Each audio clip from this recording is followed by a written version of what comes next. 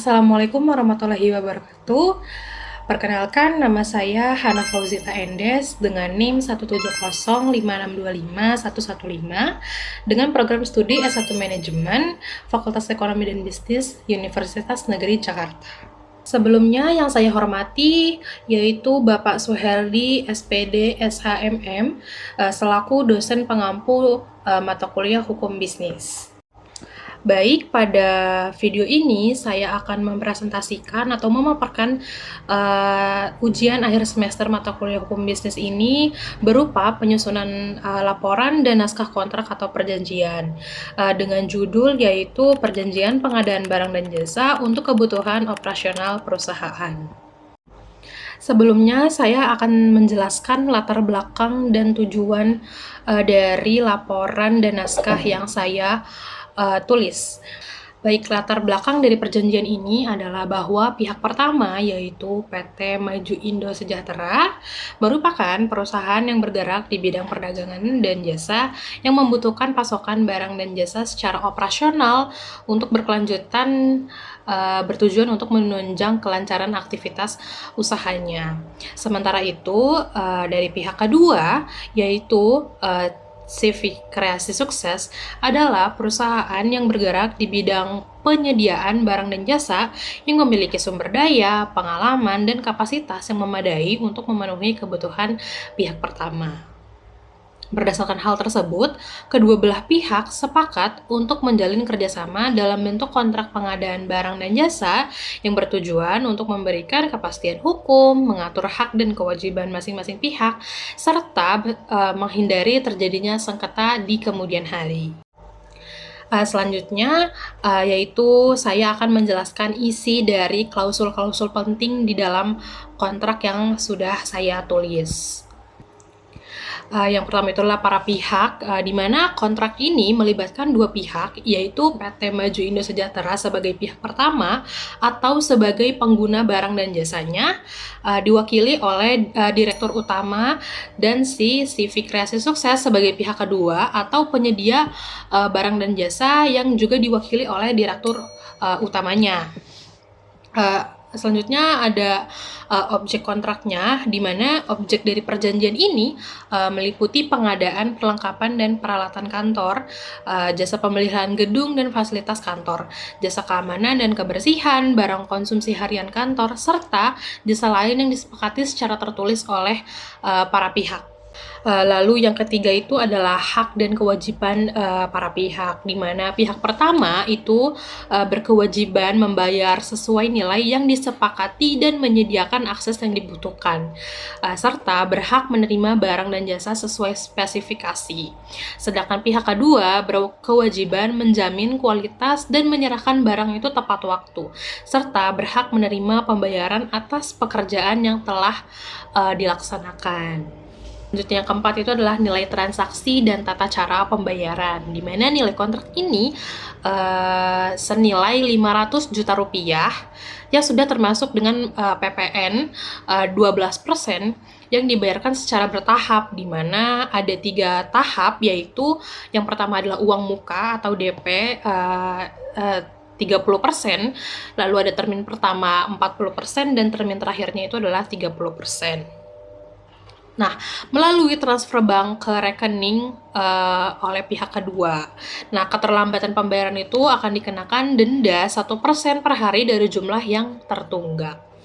Lalu yang kelima adalah jangka waktu perjanjian, di mana kontrak ini berlaku selama 12 bulan atau 1 tahun, sejak 11 Agustus 2026 sampai dengan 11 Agustus 2027. Dan dapat diperpanjang berdasarkan kesepakatan tertulis para pihak. Jadi balik lagi ke kedua belah pihak. Kalau misalkan mereka mau memperpanjang, ya bisa kita perpanjang melalui surat kontrak. Selanjutnya ada keadaan memaksa atau force majeure. Yaitu di sini klausul ini mengatur kondisi di luar kendali para pihak, seperti ada bencana alam, ada pandemi, atau ada terjadi kebakaran, yang membebaskan para pihak dari kewajibannya selama keadaan tersebut berlangsung. Nah, di sini itu salah satu pihak berhak untuk memaklumi atau mewajarkan ketika ada keadaan ini terjadi gitu, asal pihak tersebut dapat memberikan bukti atau alasan-alasan yang konkret sehingga pihak yang satunya dapat membebaskan gitu atau mewajari memaklumi keadaan ini. Nah, dengan kewajiban pemberitahuan tertulis maksimalnya itu adalah 14 hari.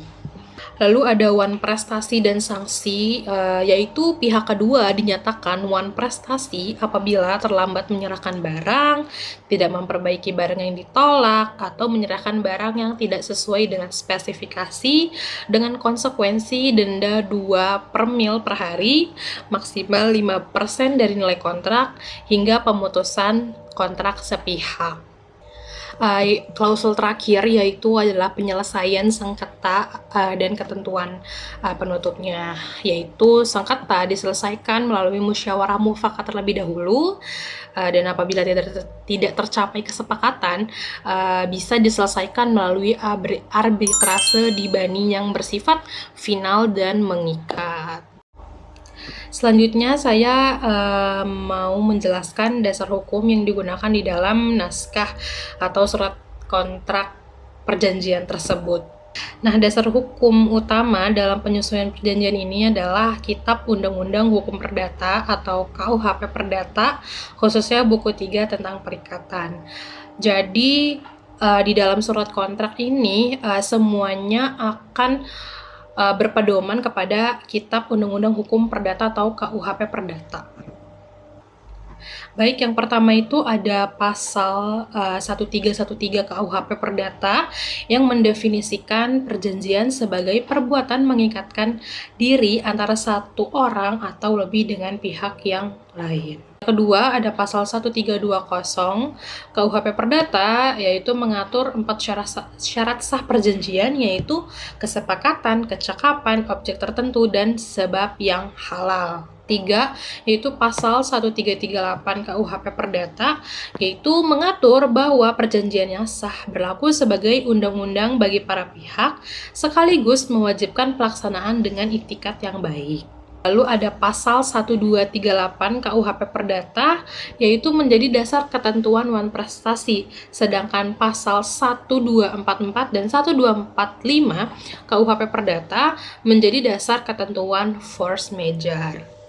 Jadi selain itu, kontrak ini juga mengacu pada prinsip-prinsip pengadaan barang dan jasa sebagaimana diatur dalam Peraturan Presiden Nomor 46 Tahun 2025, yaitu efisien, efektif, transparan, terbuka, bersaing, dan adil dan akuntabel. Selanjutnya saya akan membahas tentang potensi sengketa dan cara penyelesaiannya, di mana potensi sengketa yang mungkin timbul dalam pelaksanaan kontrak ini antara lain keterlambatan penyerahan barang atau jasa, ketidaksesuaian spesifikasi barang yang ada, serta keterlambatan pembayaran oleh pihak pertama. Jadi ketiga ini tuh yang paling sering terjadi di dalam kontrak pengadaan barang dan jasa. Nah, untuk mengantisipasi hal tersebut, kontrak ini mengatur mekanisme penyelesaian secara bertahap. Yang pertama, para pihak wajib menempuh musyawarah mufakat dalam waktu minimal 30 hari kalender. Nah, apabila musyawarah itu tidak membuahkan hasil atau kayak nggak ada ujungnya gitu, nggak ada hasilnya, sengketa itu akan diselesaikan melalui arbitrase di Badan Arbitrase Nasional Indonesia atau BANI yang putusannya bersifat final dan mengikat kedua belah pihak. Jadi mekanismenya ini itu dipilih karena lebih efisien menjaga hubungan bisnis serta mengurangi biaya dan waktu dibandingkan penyelesaian melalui jalur pengadilan. Baik, demikian presentasi yang dapat saya sampaikan mengenai perjanjian pengadaan barang dan jasa untuk kebutuhan operasional perusahaan.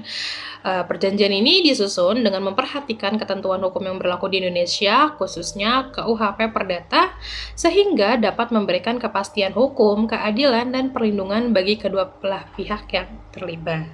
Atas perhatiannya, saya ucapkan terima kasih. Wassalamualaikum warahmatullahi wabarakatuh.